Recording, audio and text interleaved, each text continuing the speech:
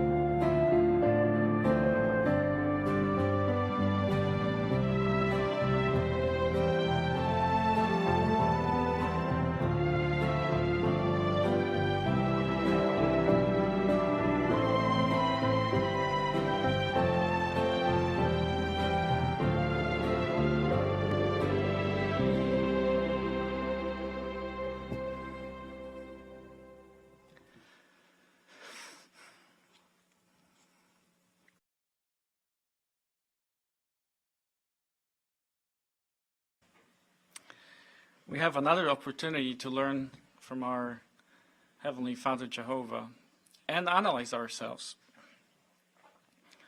Have you ever been called hypocrite? Hopefully not. But we live with one in our, right here. We have one here. The Bible calls us most treacherous, right? Our heart is treacherous. So we're going to see from Jehovah's standpoint what's hypocritical, and hope we will learn from that and apply yourself to field ministry. Will learn how to conduct Bible study. We start with informal witnessing, house to house, and making disciples how to offer a Bible study. And part of living as Christians will have a really nice video prepared for us. And can't read my notes now. But the video is good. Entitled, I Always Do the Thing Pleasing to Him. And also examination and how the three brothers, their struggles and their positive qualities.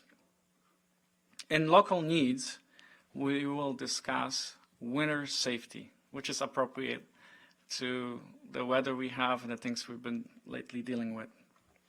To get us started, we'll invite Brother Robert Lucides for the first part, Honor Jehovah with Your Lips and Your Heart.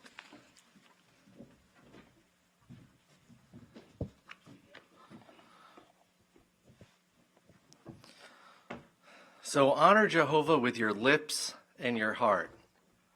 Well, we know how to honor Jehovah with our lips, right? We praise Jehovah. We just did it in our song.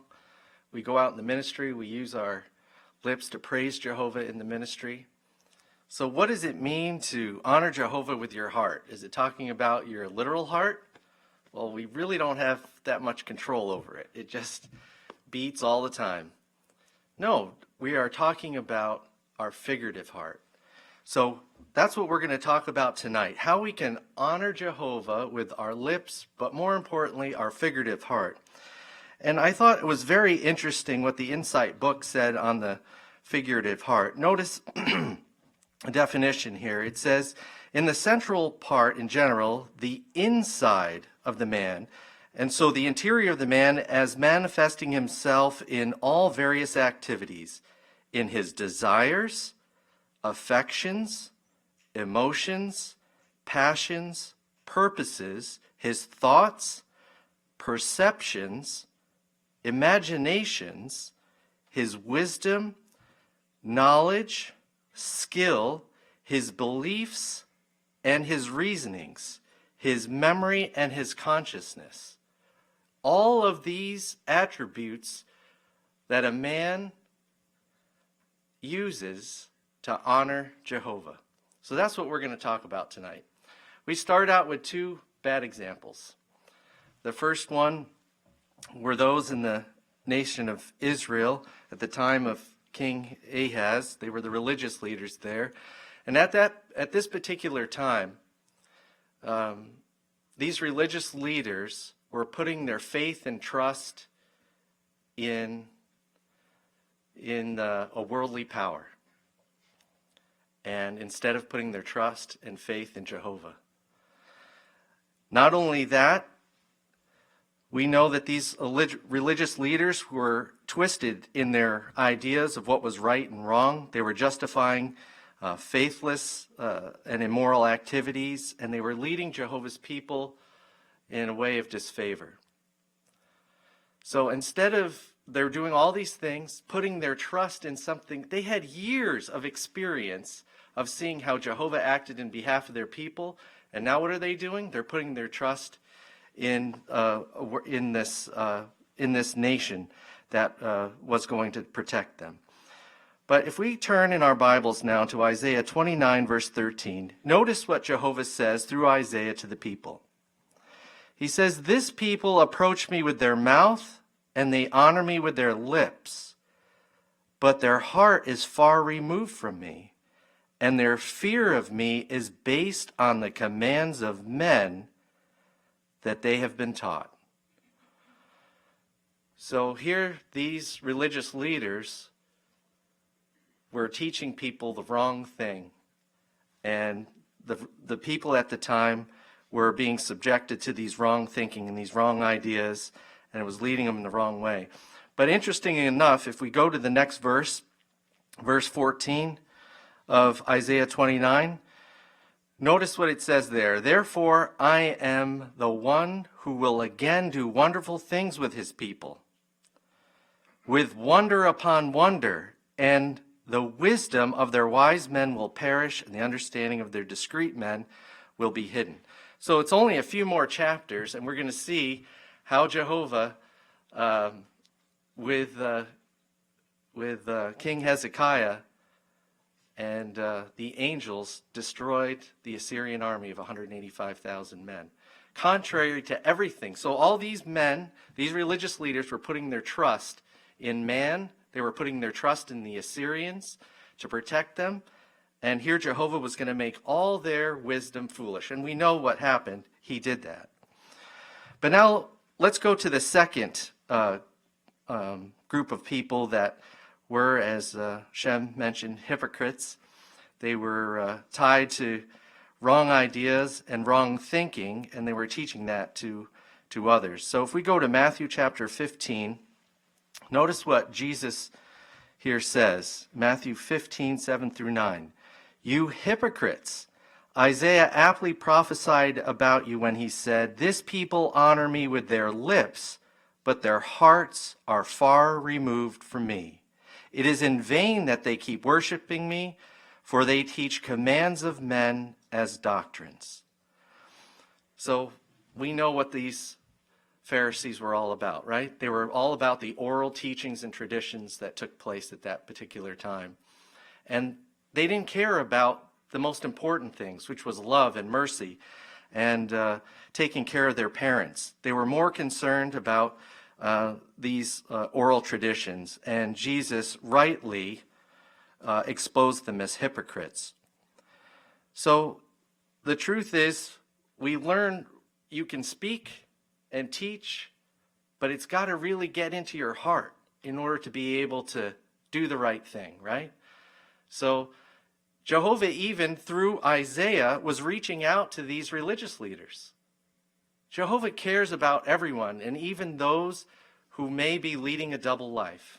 He wants them to turn around, just like he came to those in the nation of Israel at that time, and even how Jesus rebuked the scribes and Pharisees of his day.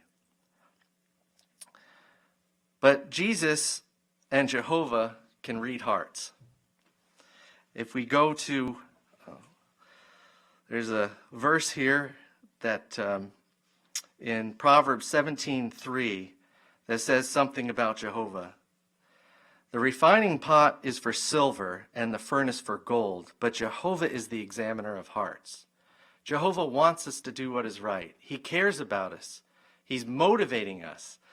But how he motivates us is through our figurative heart. Jehovah expects us to be worshipers, obedient from our figurative heart, like we talked about in the beginning. And let's go through that one more time, what some of those things are. Our desires, our affections, emotions, passions, purposes, thoughts, perceptions, imaginations, wisdom, knowledge, skill, beliefs, reasoning, memory, and consciousness, all to be in harmony with Jehovah's thinking. And in this way, when we're obedient from the heart, notice what it says there in Romans 6, verse 17. It says, "But thanks to God that although you were once the slaves of sin, you became obedient from the heart to that pattern of teaching to which you were handed over." So it is so important for us not only to honor Jehovah with our lips, but more importantly, to honor Jehovah from within, the man we are on the inside, that we can, as in our picture here, we can put up our brother here from the stage. He is talking about family worship. And then in the bottom part of that, what is he talking about? Or what is he doing? He is doing family worship. So Jehovah notices and appreciates when we practice what we preach. We've heard it so much, and it is so it's so awesome to think about that how Jehovah acts and reacts as a parent to all of us.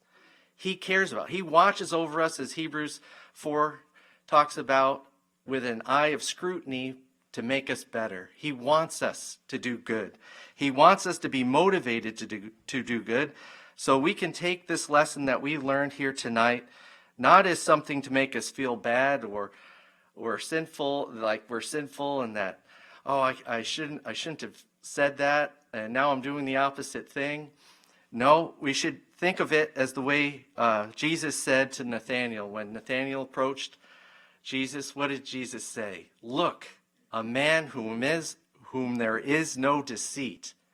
Jesus noticed right away. It wasn't that Nathanael was perfect, but Nathanael was sincere, and he tried his best to serve Jehovah in all that he did.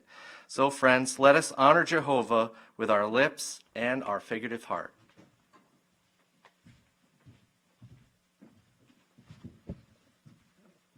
Thank you, Brother Lucidis. Time has arrived for spiritual gems. We'll invite Brother Scott Gustafson.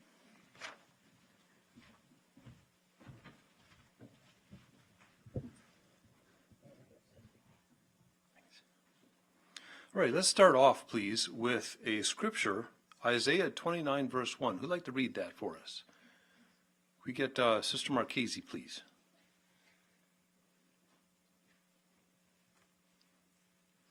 Woe to Ariel, the city where David encamped. Continue year after year. Let the cycle of festivals continue. All right, thank you. So the question is, why is the name Ariel fitting for Jerusalem? Got a hand in the back there. Is that, I don't quite see who the hand is. So Ario means altar, hearth of God. So being that Jerusalem was where the sacrificial altar was, the city was in effect God's altar hearth, making Ario a fitting name. Good. And, can we get Sister, names are starting to slip tonight, please. So that was a fitting name for Isaiah to use because he was giving a picture of what Jerusalem's future looked like by destruction by fire at the hands of Babylon. Excellent. Okay, let's open it up to the next question. What spiritual gems from this week's Bible reading would you like to share? So we have is that Sister Jones in the back? Chapter 28, verse 20 is a great illustration for the futility of trusting in humans, as those who are abnormally long can very much relate to this, of sometimes the bed is too short or a sheet is too short, and you pull in one place and then you're cold in the other. As we get more in this time of the end and things get more treacherous and desperate, we need to remember that just because something is the opposite doesn't mean it's the solution. So people are looking at one thing and they think, yank, they're going to yank it this way. But there's still going to be problems because it's not the solution. The solution is God's kingdom. That's the big feather down comforter that's going to actually cover everything. Very good. And Sister Gustafson, please.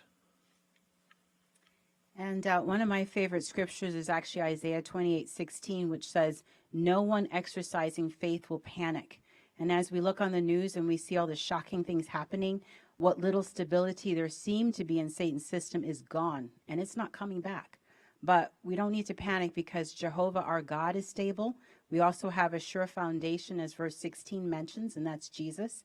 And we have the governing body and the appointed brothers to give us direction. Excellent, thanks. Could we get Sister Boulay, please?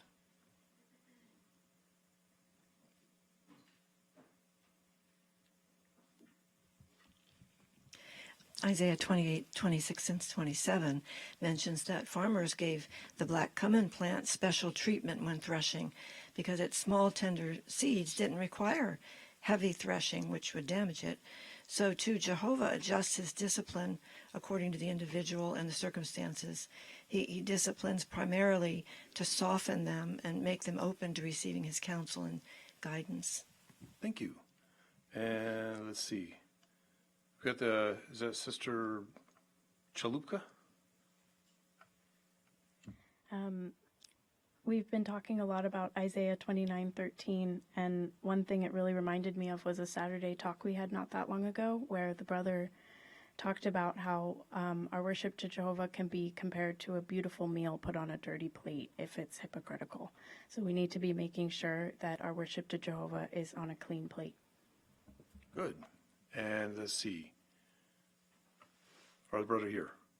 Sorry, it's just slipped out today. Sister Turner's husband. Yes, there you go, got it. Okay.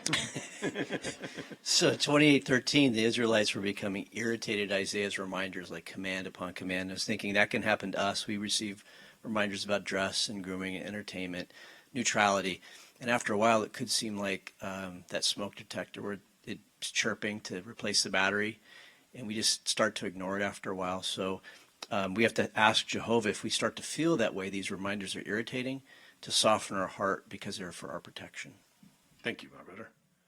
And let's see, we get Sister Lopez, please. The reference material for Isaiah 29:16 helps us to appreciate that we can, as parents and also elders, we can imitate Jehovah when he corrects and administers discipline, that he doesn't do it just to punish people or to catch them, but he really is trying to help restore them and help restore a good relationship and a sincere heart. And so that's what we can imitate of Jehovah. Thank you. Sister Gustafson, please.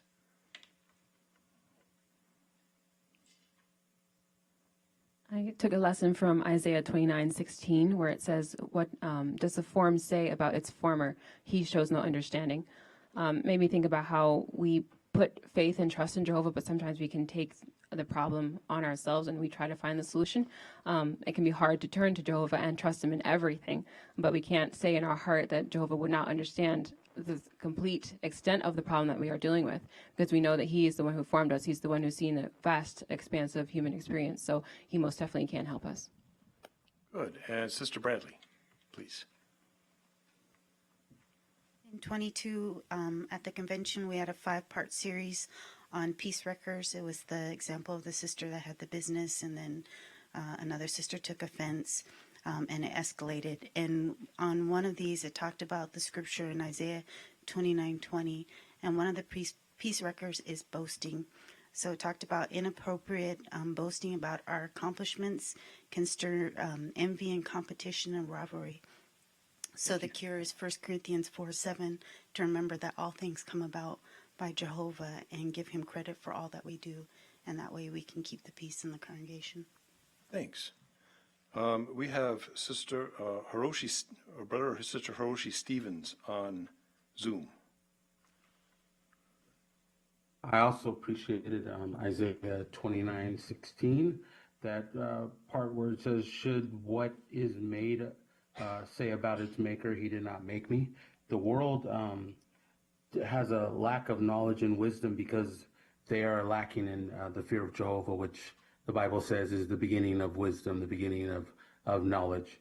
And so the nation started to show a lack of fear of Jehovah and lack of feeling of awe towards Jehovah. And we would never want to do that, display that foolishness. Thank you, Brother Stevens. Let's see.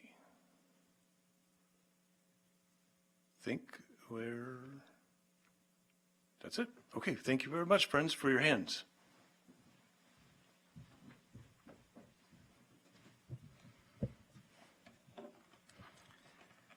We'll move on to our Bible reading that is taken from Isaiah 29 chapter, verses 13 to 24, and Brother Joel Kostachek will do that for us.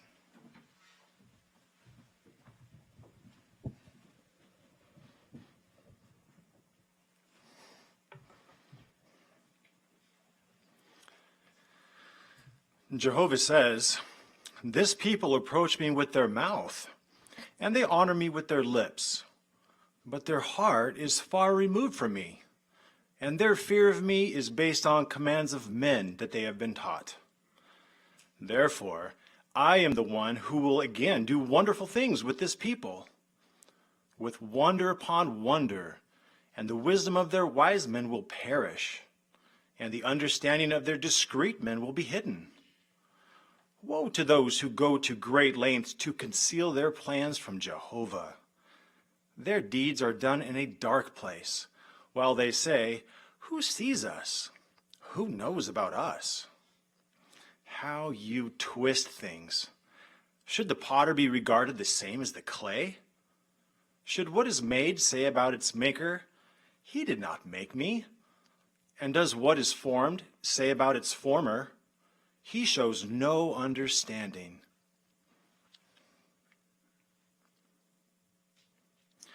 In just a short time, Lebanon will be turned into an orchard, and the orchard will be regarded as a forest. In that day, the deaf will hear the words of the book, and out of the gloom and darkness, the eyes of the blind will see. The meek will rejoice greatly in Jehovah, and the poor among men will be joyful in the Holy One of Israel. For the tyrant will be no more. The boaster will come to his finish, and all those keeping alert to do harm will be destroyed. Those who with a false word make others guilty, who lay traps for the defender in the city gate, and who with empty arguments deny justice to the righteous one. So this is what Jehovah, who redeemed Abraham, says to the house of Jacob. Jacob will no longer be ashamed, and no more will his face grow pale.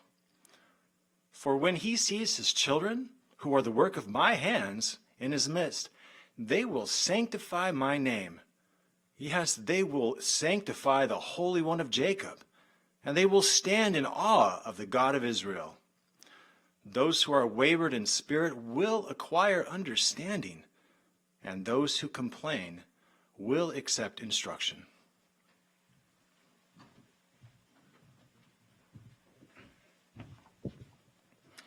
Thank you, Brother Kostacek, for accepting the assignment, last minute filling in.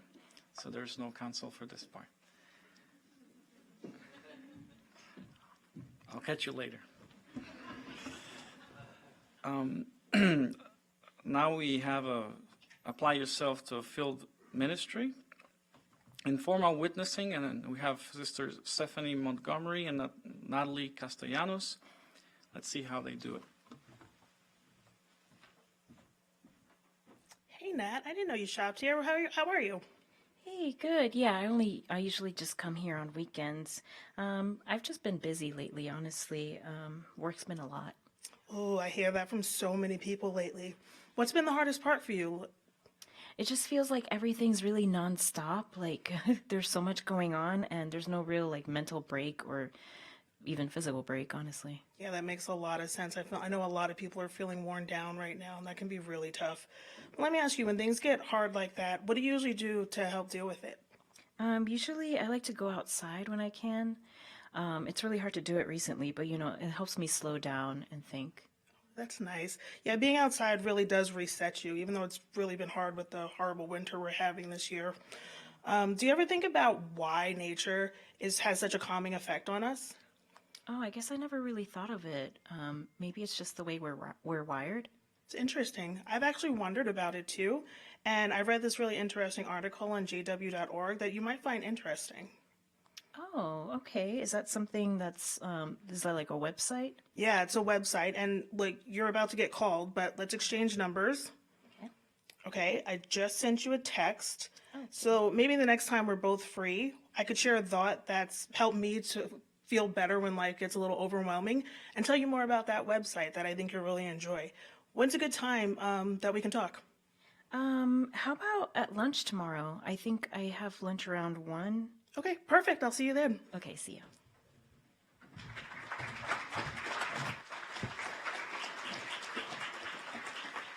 Thank you, sisters. Nice and smooth, right?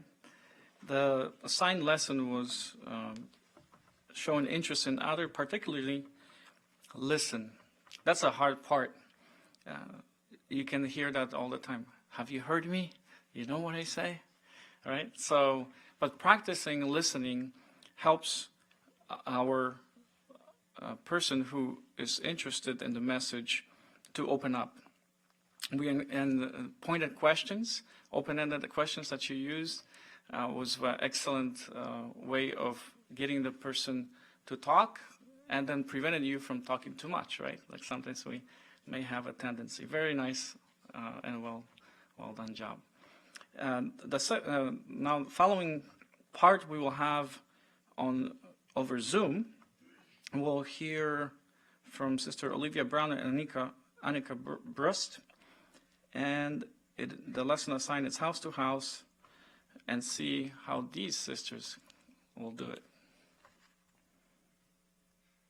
Oh, hi, Anika, you're back. Hi, yes, I'm so glad that I found this place. You guys have the best coffee. I think I'm gonna take... Wait, don't tell me. A hot, large Americano with a splash of oat milk and 5 pumps of hazelnut syrup? Wow, you learned my order so quick. That'll be up in just a minute. Actually, I'm going on my break right now. If you have time, maybe we can continue our conversation from last week. You remembered? Yeah, I have a few minutes. Okay, great. Let me just take off my apron and we can go over here. So, the last time we talked, you wanted to know how God could claim to love us, but cause us so much pain and suffering. Yeah, it just doesn't seem to make any sense to me. Well, as promised, I'm going to answer your question from the Bible. Here at James 1:13, it says, "When under trial, let no one say, 'I am being tried by God.' For with evil things, God cannot be tried, nor does he himself try anyone." So, according to this verse, does it seem like God is causing our suffering? No, I guess not. But even if he doesn't cause our suffering, why does he let it happen? I can understand why you feel that way, Anika. It can be difficult to know that God sees our suffering and doesn't end it. Unfortunately, my break is over right now, but I would love to answer that question the next time we talk. Okay, I would like that. Okay, here's a contact card with my number on it. That way you can text me and I can have your number, and we can set up a more convenient time to talk next time. Okay, I will text you right now. Okay, well, I better get back to work, look at that line. But I look forward to continuing our conversation soon. Have a great day, Anika. Thank you, you too.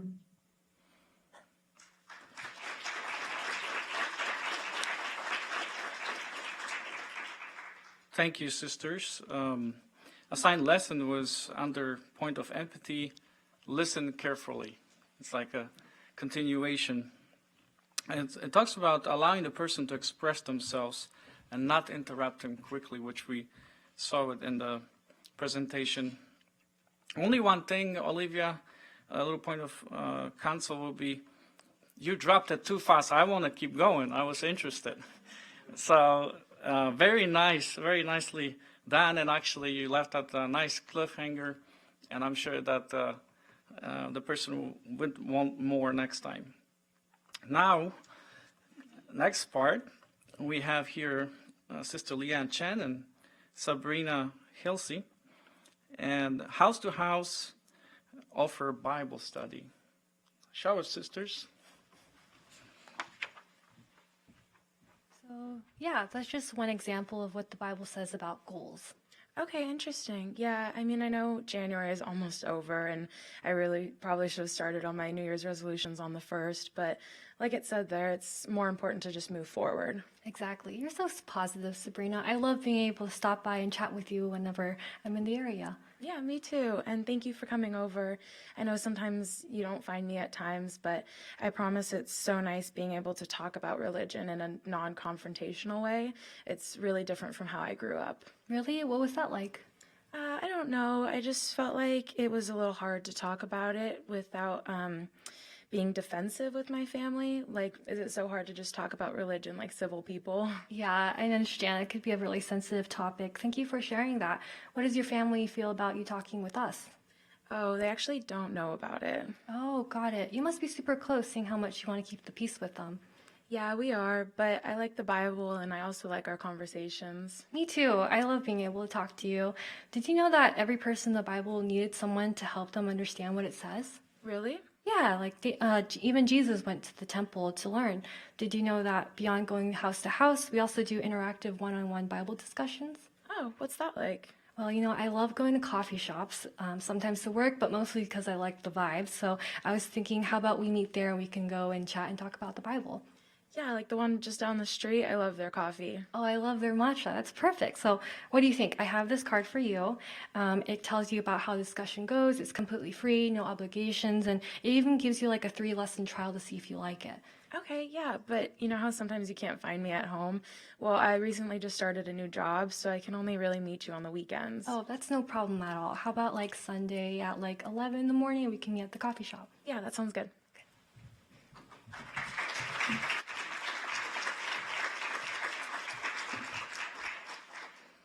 Awesome, Liam. Very nice, nice job.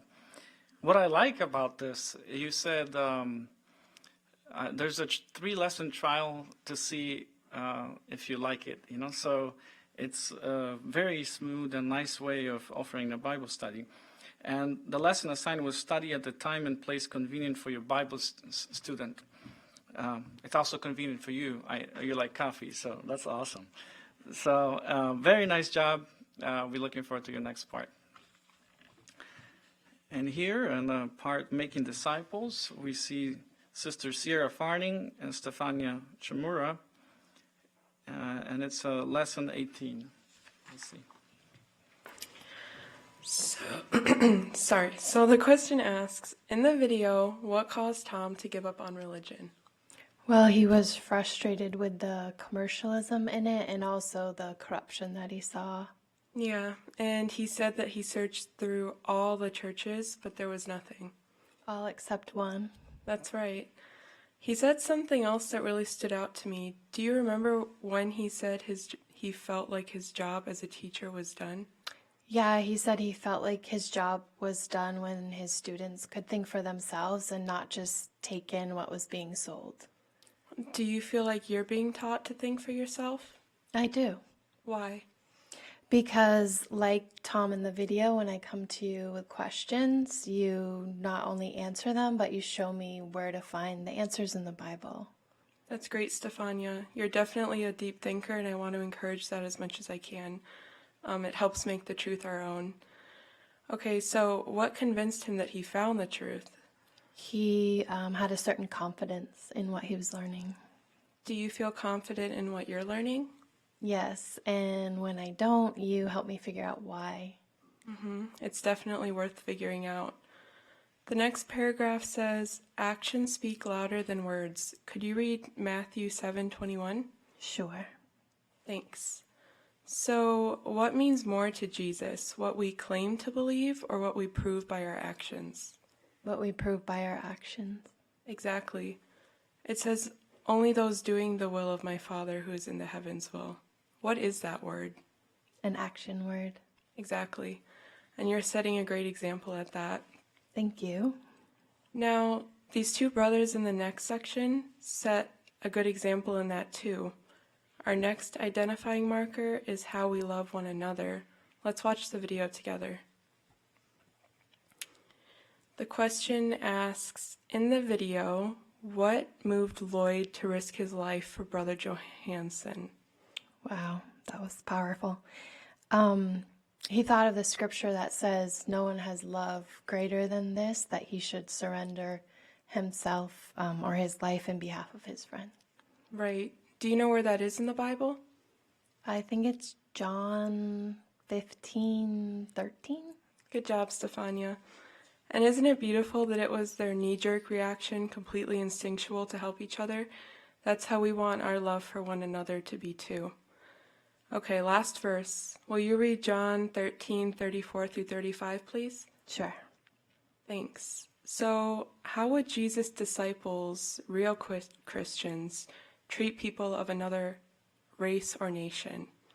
No, the same way we would treat our brother or sister.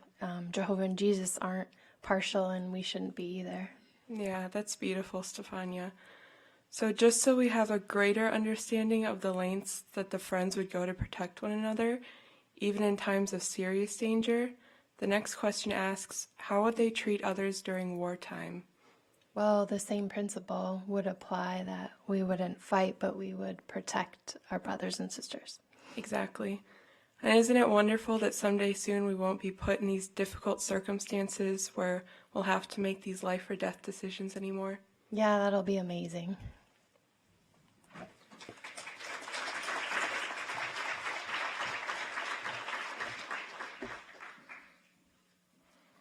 Thank you, sisters. Very well done. The lesson assigned with continuation, imitate Jesus, do not talk too much. And what helps us, and we've seen it in the demonstration, Sierra asked questions. Instead of relating the facts, those nice questions, she draw out the student. And that what helps us to get to know our students. Just right questions, and that prevents us also from maybe relating too much information or talking about ourselves. Instead, we focus on material side, and it was a good example of that. Thank you very much for your work on that. That will conclude our Apply Yourself to Field Ministry portion of the meeting, and we will move on to Living as Christians. And to do so, we'll sing the song number 89, Listen, Obey, and Be Blessed.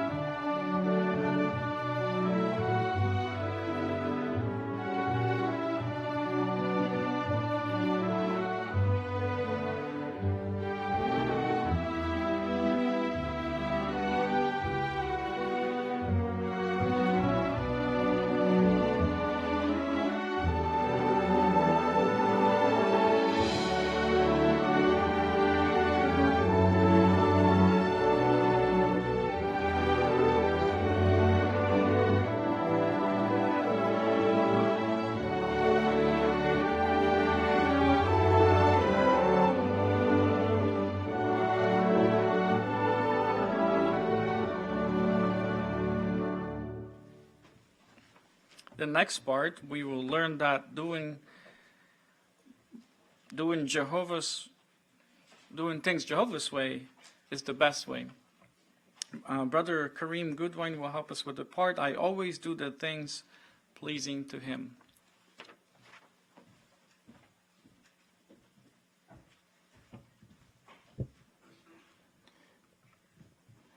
As Jehovah's Witnesses, we love Jehovah and we want to do our best in our service to him.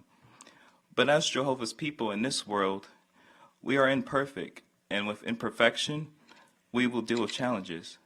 How can we deal with challenges when they arise?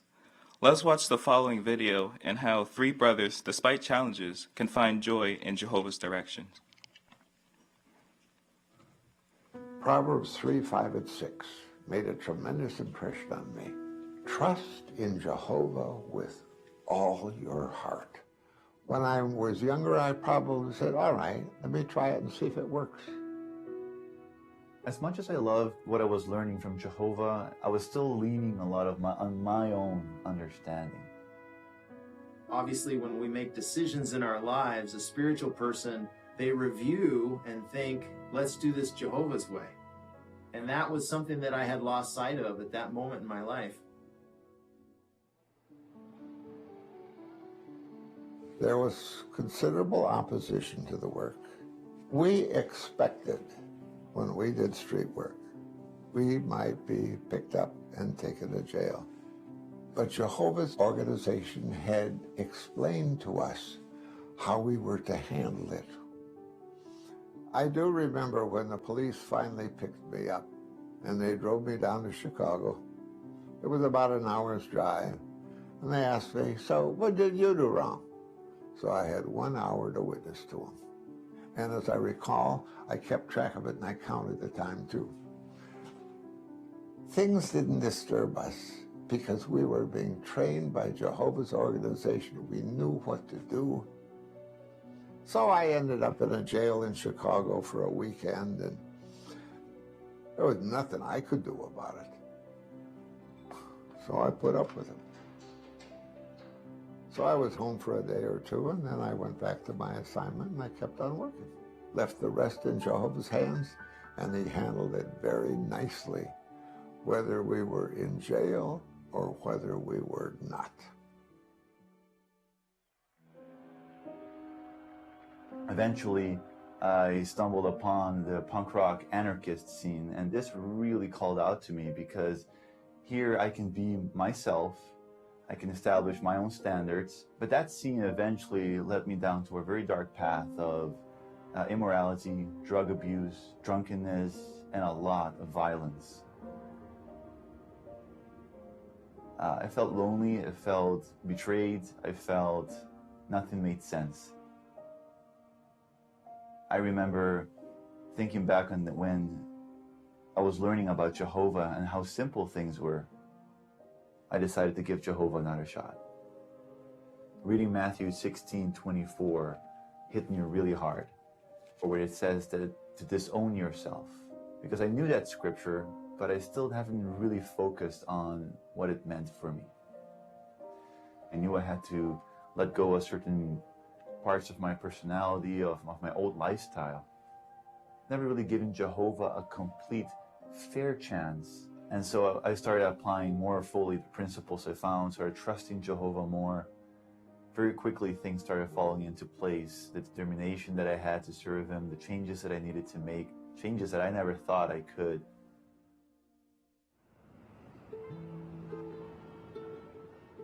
I felt that spiritual progress was appointments and assignments.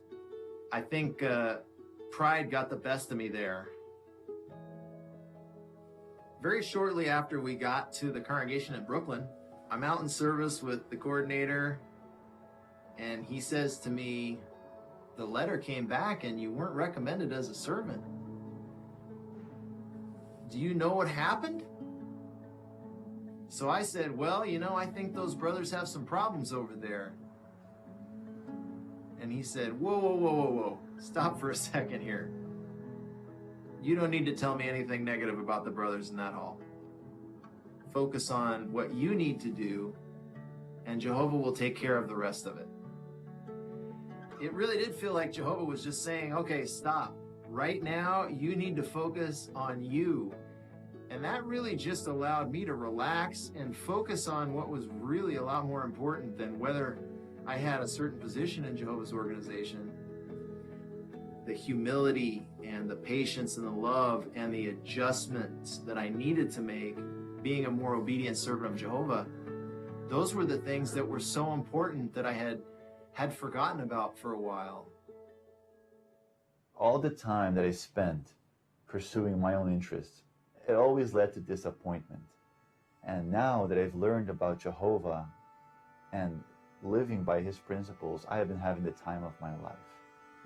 To know that Jehovah just simply wants to make me the best version of me and teach me to enhance my personality and to become better, that really endeared me to Jehovah. Jehovah really cared about me enough to mold my thinking. It was kind of like my life was back into focus, and I was able to just relax and serve Jehovah happily. And then, of course, the blessings started really pouring in after that. Everything I've done connected with the truth, I have enjoyed every speck of it. You might have some great idea, but I found out you do things Jehovah's way. And the end result is nothing but good.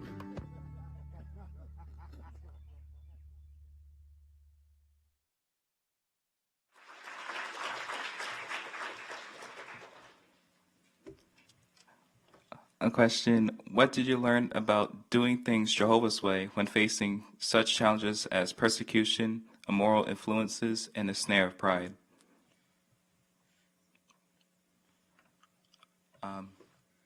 Sister Hawkins?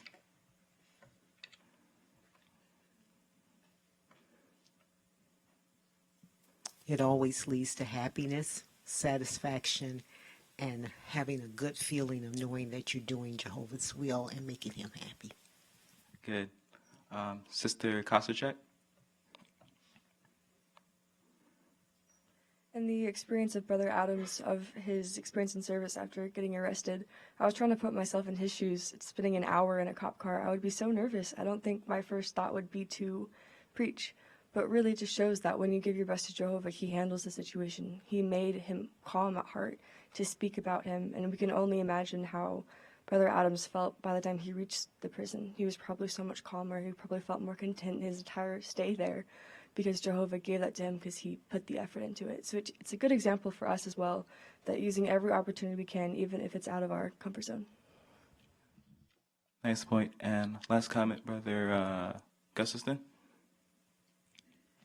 Appreciated one brother who was involved in some setting of his own standards. He wanted to do things his own way. That's the way the world puts it. Do things your own way, but it always ends up dead end and disappointment. There's always something missing. Jehovah's way is never going to have something missing. It's always going to work out the best. Thank you. That's all the time we have. We'll turn it back over to our chairman. Thank you, Brother Goodwin. Now we'll hear from Brother Bill Wolf, our local needs about winter safety. Stay tuned.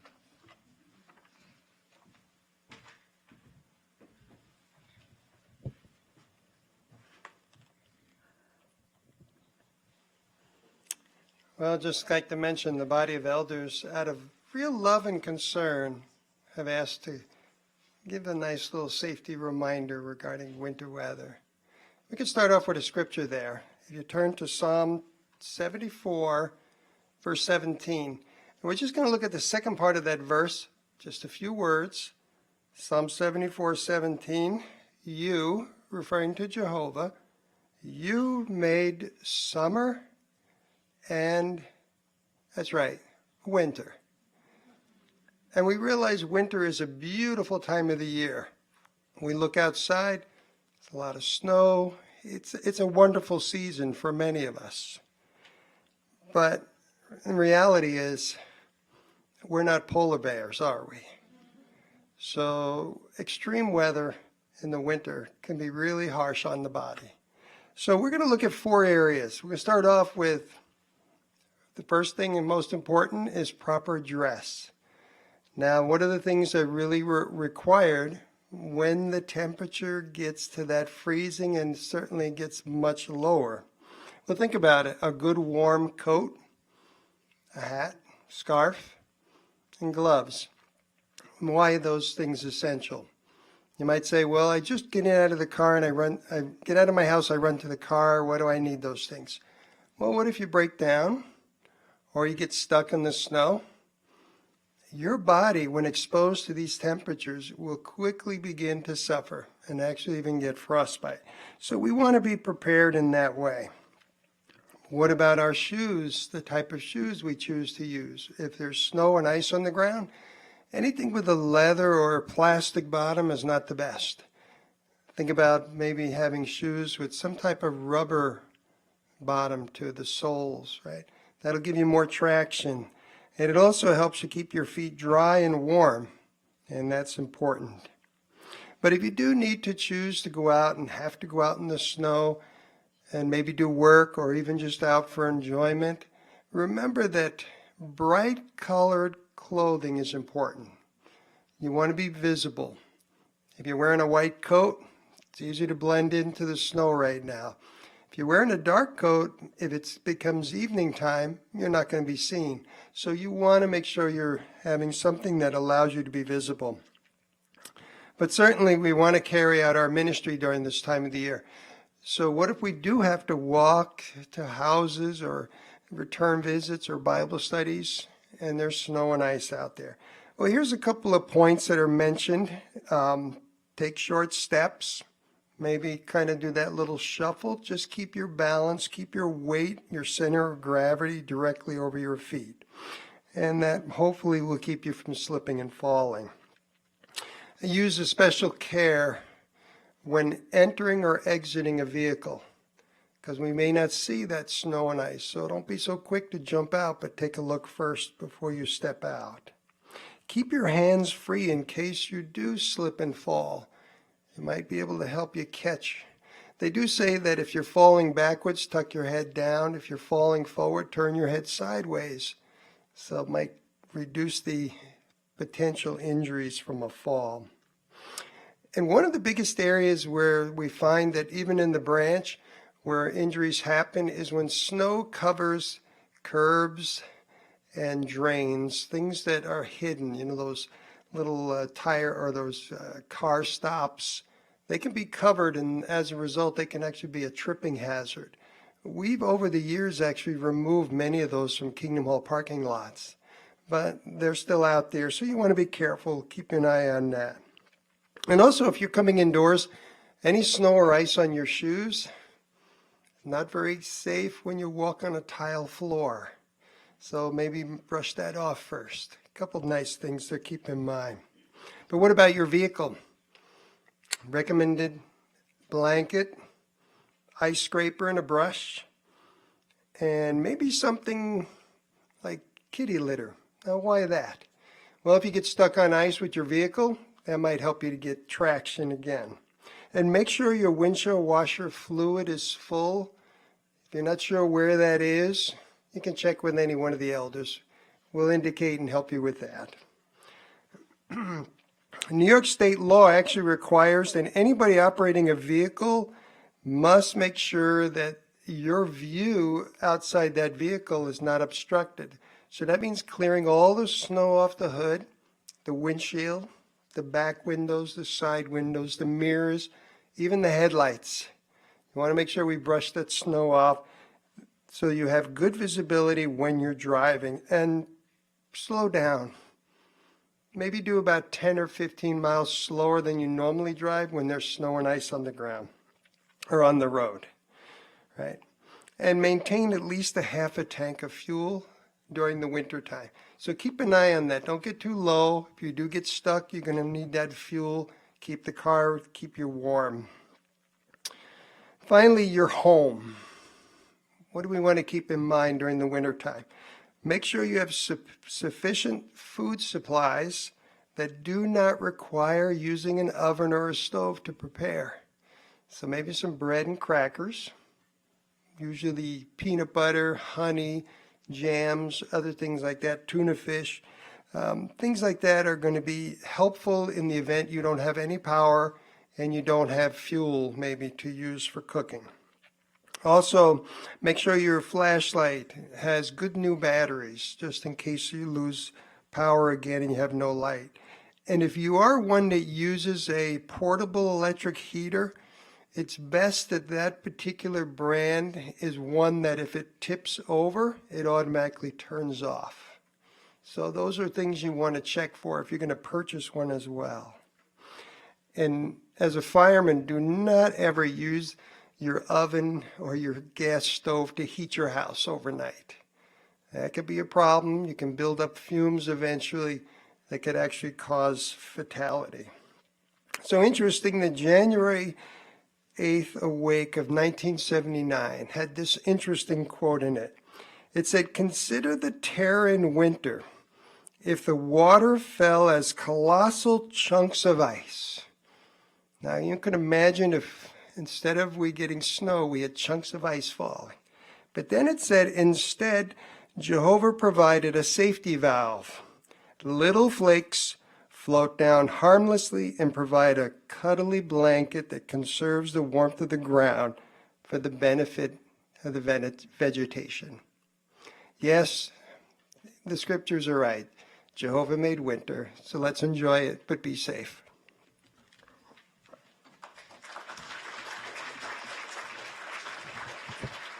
Thank you, Brother Wolf. Very practical, especially for some of us. It's the first winter in New York, so we appreciate that. Time to move on to our last part, Congregation Bible Study.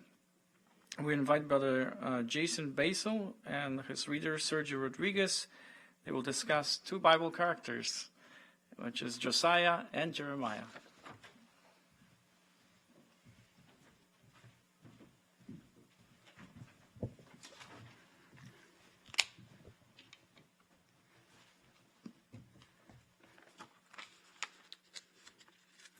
I got excited when I heard twice tonight coffee mentioned. This is not as satisfying, but more satisfying than coffee. So we're going to keep this theme, a couple of which were kind of touched on tonight.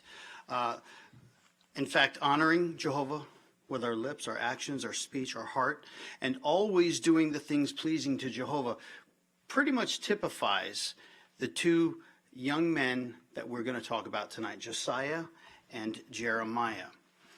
Josiah was a young man. It wasn't even a man. He was a boy when he took a heavy responsibility, that of being a king at 8. But equal to the task was his love of Jehovah and the spiritual things. So we're going to have Sergio Rodriguez read the first lesson number 56, and then at the end you can read that supplemental scripture. Josiah became king of Judah when he was 8 years old. In those days, the people were practicing magic and worshiping idols.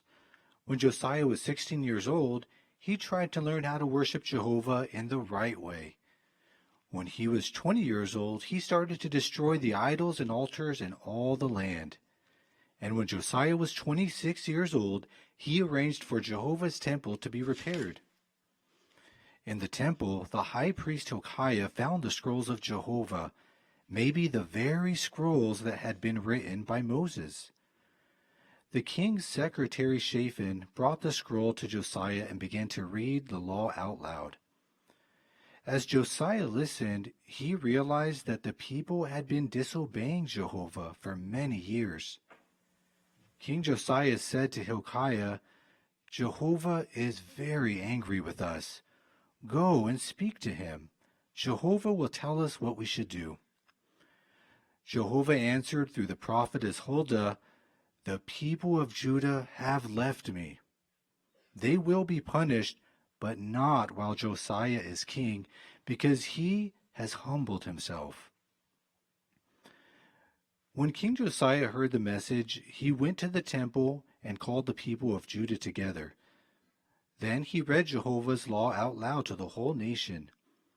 Josiah and the people promised to obey Jehovah with all their hearts. The nation of Judah had not celebrated the Passover for many years, but when Josiah read in the law that the Passover should be celebrated every year, he told the nation, "We will hold a Passover to Jehovah." Then Josiah prepared to make many sacrifices and arranged to have a chorus of singers at the temple. Then the nation held the Passover, followed by the festival of unleavened bread, which lasted for 7 days.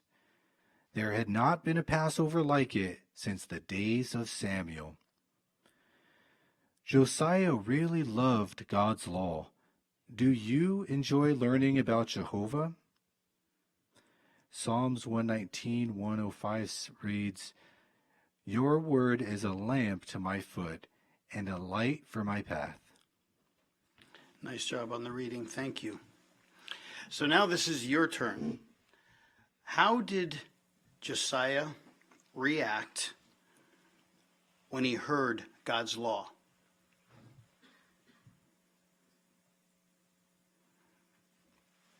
Benjamin, please. He destroyed false idols, and learned to worship Jehovah the right way. He arranged the temple to be rebuilt too. Yeah. It's a nice start. I see Sister right there in the middle, but I see a hand up, but not the face. Yes, keep it up. There it is. And his immediate reaction was that he ripped his garments apart because he realized how serious a situation they were in. And the first thing he did was have his officials go and inquire of Jehovah. Absolutely. Sister Janda. I noticed too that the first paragraph brings out that he didn't just wait until he discovered Jehovah's law. When he was 16, he was trying to learn to worship Jehovah in the right way. When he was 20, he started taking positive actions, and by the time he was 26, he arranged for the temple. When he heard Jehovah's law, he was even more outraged. Very true. Brother Wolf? I'd like to point there in, let me make sure I get 2 Kings 23, verse 1. He summoned all the elders of Judah and Jerusalem. They're the ones who should have known these things. And then he got all the people together, and then he read it to them. So they all heard it at once. They all realized this is what the way Jehovah said things should be done. Yeah. Brother Lisa. In harmony with what Sister Janda shared, Josiah was trying very hard to do the right thing, but the theme scripture for the lesson there, Psalm 119, 105, once the law was read to him, it was like somebody turned on the lights, and now he could see clearly what was right and wrong in Jehovah's eyes. And then when he saw that, he did what was mentioned. He shared it with everybody so they could see clearly as well. Yes. Sister Hawkins up front.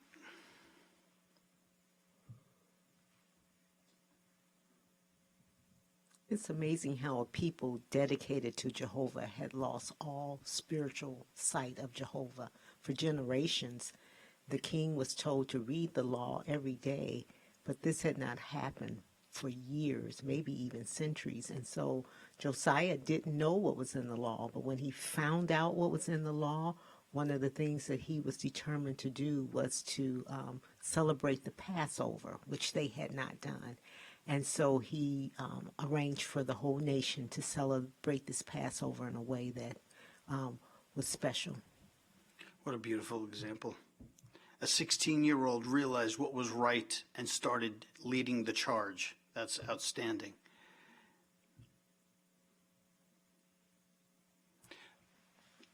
Vince, near the back. So we really have a nice example here. We think about how Josiah, he had already been involved in making a lot of changes. He's serving with a complete heart. Here, at this point, he realizes there's some opportunities to make some changes. So we learn here his humility, how quickly he reacted, how he reacted. He physically tore his garments. One source stated his heart actually had ripped. Obviously, that's figurative. But he was torn. His heart was actually broken. And then we see, of course, how quickly he responds. So what we see is sometimes when you're serving with a complete heart, that may at times involve a change of heart. Thank you. Let's go to the second question. How did Jehovah feel about Josiah?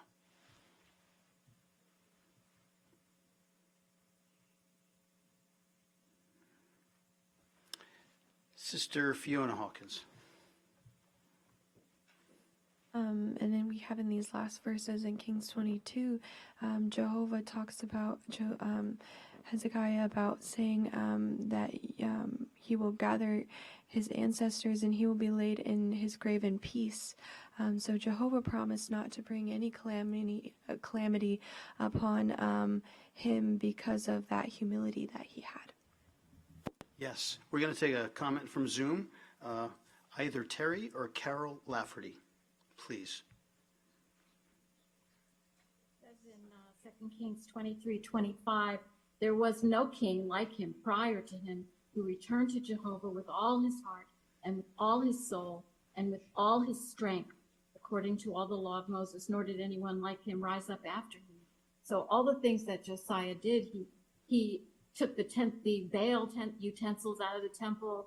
He took the sacred unauthorized pole out of it, burned it, got rid of foreign god priests and others worshiping Baal, people worshiping the zodiac, tore down the houses of prostitutes. He got rid of Topheth where there were child sacrifices. This took many years. He stuck with it over many years to try to get all these things done for Jehovah. Yes, very, very true. Thank you, Carol. Thank you for continuing to use those scriptures in support of these questions. I saw a hand. Yes. Keep it up. Thank you. I was going to say how proud Jehovah must have been whenever we do a difficult task under maybe favorable conditions. It still wins Jehovah's favor. But here he came from a dynasty where Manasseh's rule, because of what the bloodshed, was going to be punished for years to come. And so everything he knew, even his own father, was murdered. So here he's a fatherless kid from a very bad background and takes the son and does it. So how much more that Jehovah appreciated what he did and to stick to it. For sure. Thank you, Sister Krieger. Let's make this our own. What are we taking away from this? The supplemental question, first one, what does this account teach us about Jehovah?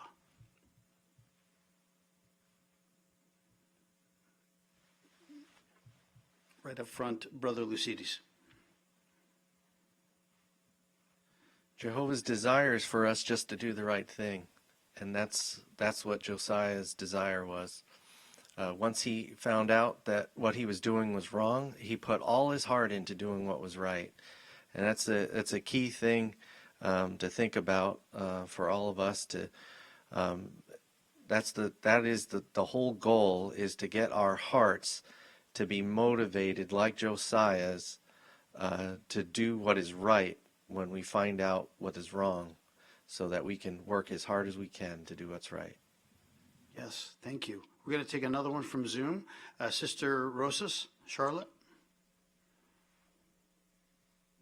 And when you love Jehovah like Josiah did, you do everything in your power to get people to obey and love Jehovah like you are. Yeah. Stephanie, up front here.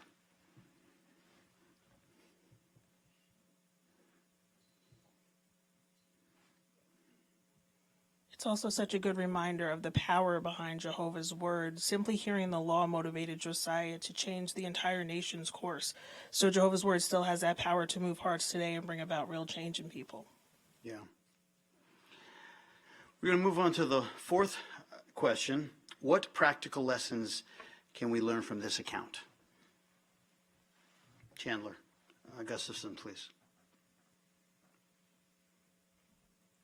Well, Jehovah tells us we need to adjust something about ourselves, snap to it.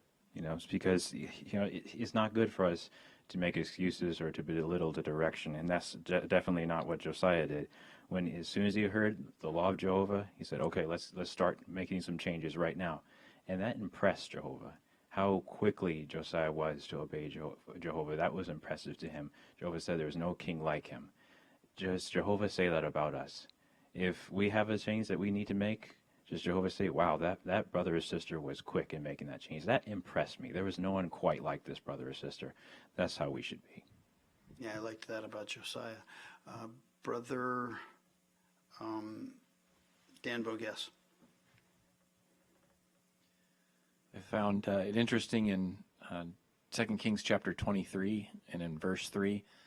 It kind of brought home to me the importance of a family head taking the lead in family worship, because it says that Josiah made a covenant before Jehovah that he would follow Jehovah. And what was the result of that? The end of the verse, all the people agreed to the covenant. So by a family head really taking a strong lead in the family with spiritual things, it's likely that the rest of the family will follow, be unified in worshiping Jehovah. Yeah, very, very nice call. We're going to go take a look at the intro into section 10 of the book, and we can do that with Brother Rodriguez, please. Jehovah is king over all. He has always been in control, and he will always be in control. For example, he rescued Jeremiah from a pit of death. He saved Shadrach, Meshach, and Abednego from a fiery furnace, and Daniel from the mouths of lions. Jehovah protected Esther so that she could save her entire nation. He will not allow wickedness to go on forever. The prophecies of the great image and the massive tree guarantee that Jehovah's kingdom will soon remove all wickedness and rule the earth. Nice. So this is a nice teaser for the next section of the book, what we can look forward to. So key lessons that we're going to be pulling out of this. The first one, we're going to go to Brother Cassius. He's going to read the first bullet point under key lessons. Jehovah's kingdom is stronger than other big kingdoms. Nailed it. Thank you, Cassius. The second key lesson that we're looking for, Simone, put your hand up high so the brother can see you. She's going to read that one for us. Like Esther and Daniel, we must always stand up for what is right, no matter where we are. Nice. Nicely read out. And the last key lesson is going to be handled by Maddie Rich in the back row. Rely completely on Jehovah when facing desperate situations, just as Jeremiah and Nehemiah did. That's right. So now, sticking with Jeremiah, let's turn the page, and we're going to see lesson 57, Jehovah sends Jeremiah to preach. Jehovah chose Jeremiah to be a prophet to the people of Judah.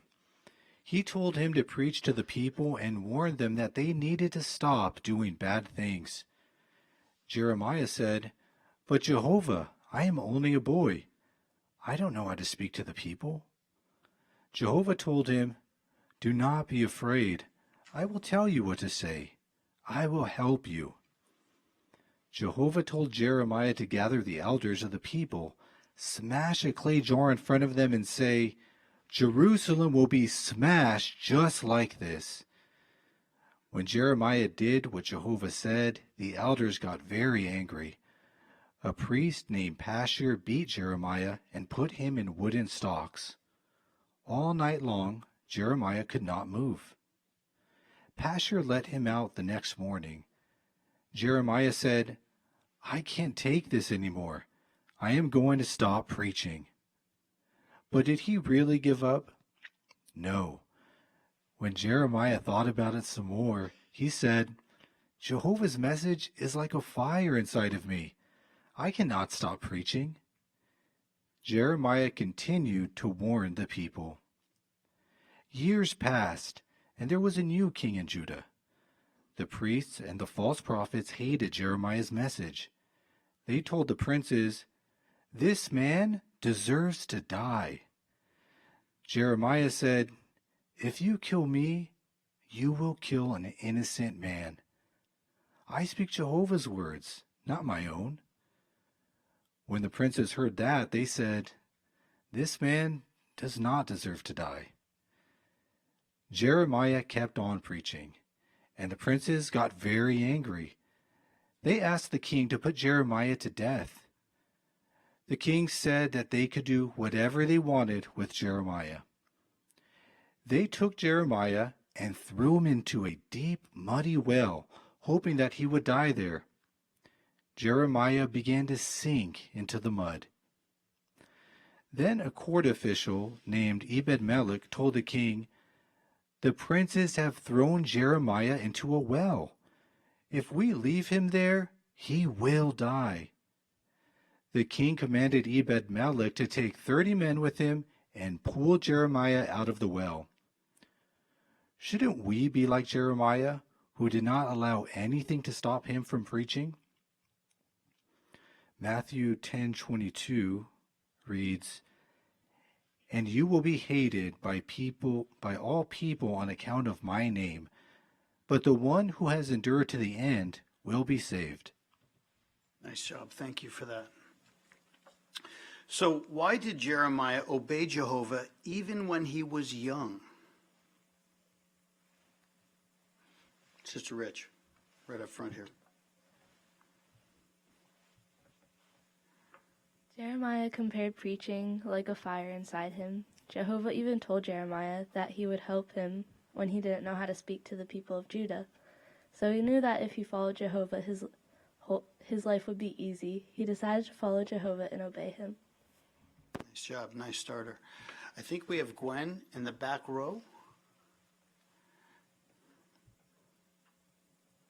Jeremiah obeyed Jehovah even when he was young, because he trusted Jehovah and knew that Jehovah would help him. It still was tough and even scary for him, but he knew to trust in Jehovah and he would care for him. We can do the same thing.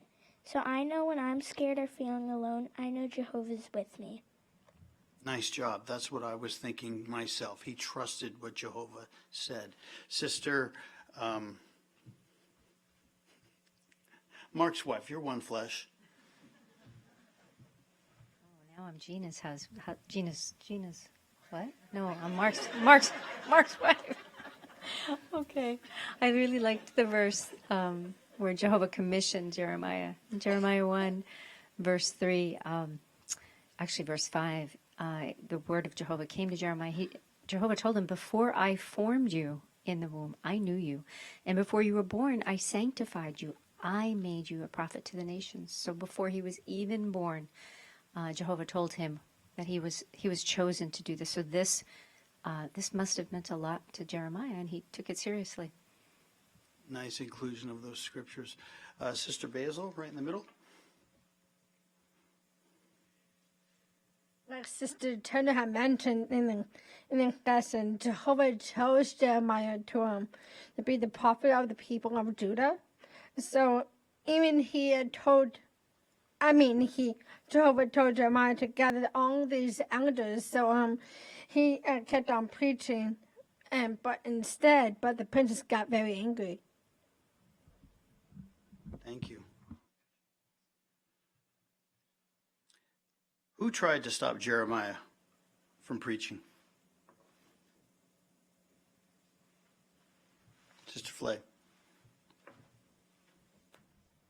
A priest named Pastor tried to stop Jeremiah from preaching, so he put him in a wooden stocks and all night long. Jeremiah couldn't even move. That's one good example. Thank you. Brother Lopez. When you look through the account, you see the elders of the people. The elders could have been just an older member of a family or an older member of the community. So you have family or community opposition, a priest, so religious opposition, then princes, which is governmental opposition. So all across the board, there's opposition. Yeah, nice compiling of that. We have Simone. The princes were really mad that he was preaching. They put him in a muddy well and tried to kill him. Yeah. Yeah. And Brent? And then because of all that, his own internal battle inside of him, that little thought process, he thought, I need to stop. But then after realizing, getting a grip on that, no, I'm going to keep going. Right. How many of us have felt like that on occasion?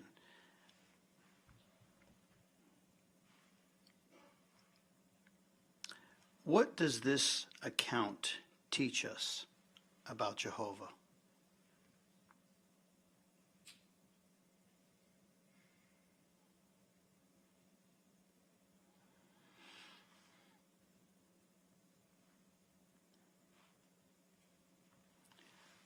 Anna Miriam, please.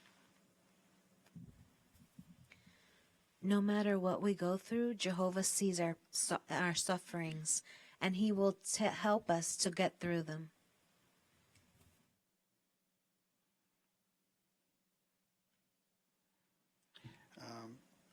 Right front row. Jared. Thank you. It's a similar thought. Jehovah didn't tell Jeremiah that, do not be afraid, I'll make your life comfortable. He said, I'll help you. And so in a similar way, the message that we preach is unpopular at times. We have different struggles and challenges that we deal with. We don't expect Jehovah to take those away and make our life overly comfortable, but we do have the promise from him that he will help us. True story. Thank you. Sister Gustafson.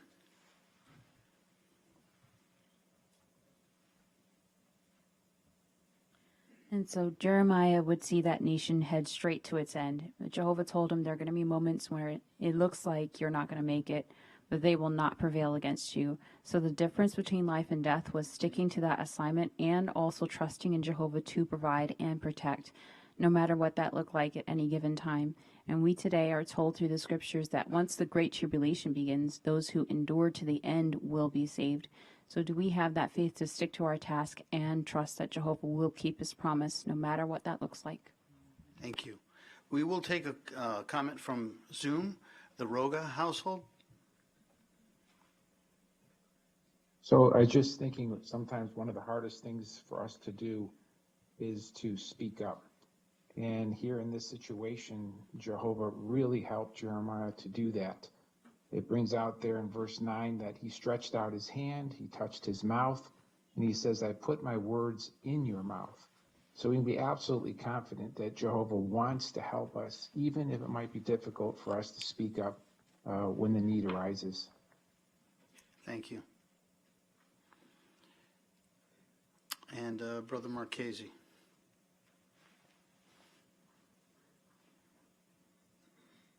So this time of year, it's cold out, snowy, icy. It's difficult to go out preaching. We can hurt ourselves.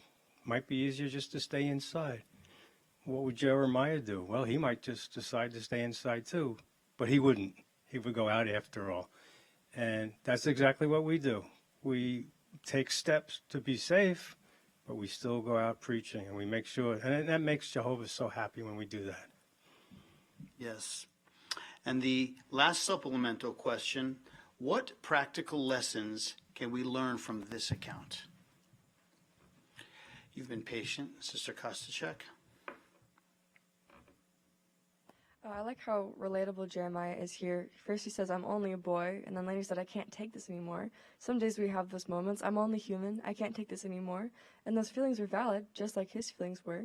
But the thing was that he didn't fall into those feelings. He was strong with Jehovah, he pushed himself, and because of that, Jehovah always had his back. For us today, we're going to have those feelings, we're going to have our moments, I can't do this anymore. But when we push, when we try a little extra harder, Jehovah's going to have our back. Thank you for making that real. Brother John? And another lesson is we're going to have ups and downs, and that's okay, and Jehovah can still use us. And I always love Jeremiah 20:13, where he's out of the stocks, and he says, thank you, Jehovah, And then the next verse he says, cursed be the day I was born. So he was at a great high and then the next immediate low, and we may feel that way sometimes in our service with Jehovah. But if we go all the way back to Jeremiah chapter 1, he said, they're certainly going to fight against you, but they're not going to prevail against you because I'm going to be with you and I'll save you. So having that in our back pocket, Jehovah is always going to be with me.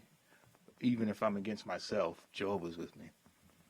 Yes, we're going to take a comment from Zoom. Sister Stevens, Hiroshi. Brother Stevens. I apologize. I always love this scripture in 1 John 4:18. It says, "There's no fear in love, but perfect love casts fear out." So Jeremiah was a great example of that. He loved Jehovah's word, and then no matter what came up against him, even when he was fearful of the message that he was preaching, eventually love for people and love for Jehovah caused that fear to diminish, and he couldn't help but preach.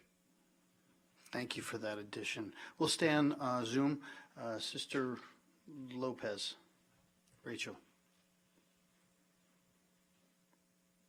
And to touch again on Jeremiah chapter 20, verse 9, is that the fire in his bones specifically was caused by Jehovah's word, which is what he had mentioned in the verse before, the word of Jehovah. And so it's our responsibility to fill our hearts with the word of Jehovah by our personal study, meditation on his word. And that provides the motivation for us to keep preaching. If you ever don't go in service for a few days, you can feel the fire burning inside you. You can't hold it in. But if you want that kind of motivation, then the place you have to turn is Jehovah's word. Thank you for that addition. And lastly, you've been patient, Sister Reeds. Let's hear. Well, so many of our brothers and sisters that we love so much are going through really hard times right now. And when Jeremiah was in a tough position, his friends came to him, but they thought about him and what would help him. And so they brought the rags for under his arms. And so we can think about our ones that we love that are in need right now in our congregation or wherever out there, and be kind to them, do something that we know will make them feel like Jehovah really loves them. Thank you for that. These were outstanding examples. Josiah, Jeremiah, both very young people, not unlike some of the young people we have in this audience, that showed by their actions, their motivations, their speech, that they love Jehovah, and Jehovah helped them to carry on momentous tasks. But that doesn't mean that you older ones are left out of the picture. Many of you have been doing this for years, and that same Jehovah that helped them is the one that enables us to accomplish the work that we need to do. Thank you for your reading, Brother Rodriguez, and we will turn the meeting back over to Shem.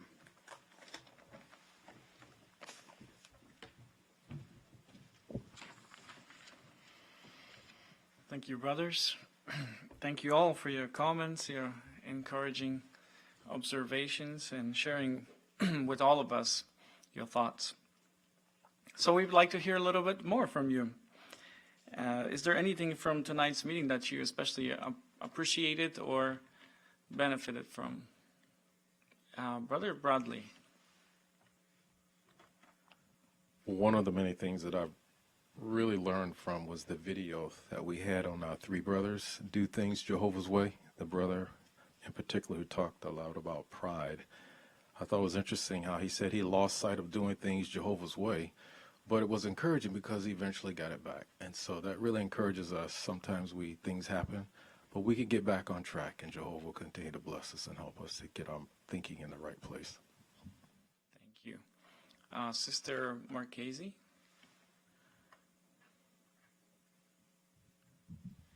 I also like that video because the brother said that Jehovah really wants us to be the best version of ourselves. Thank you. Yeah, that's a nice thought. Sister Watson.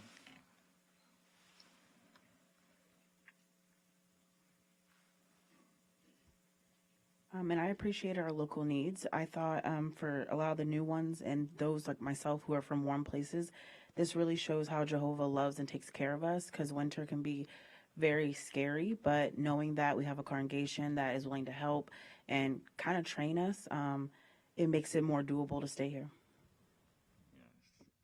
Thank you. Is that Sister Harris on Zoom? Yeah, my thoughts were similar. I agreed with everyone in regards to the local needs part. How wonderful it was to hear those reminders. Some of them I was not aware of, so it's good and helpful things. The brothers look out for us, and then of course the video was also great too. Thank you. Thank you all for your comments. We have few local announcements and branch announcements. So first, we'll share with the congregation a Haitian Creole language special preaching campaign is being organized for June 2026. If you speak Haitian Creole, please see one of the elders for more information.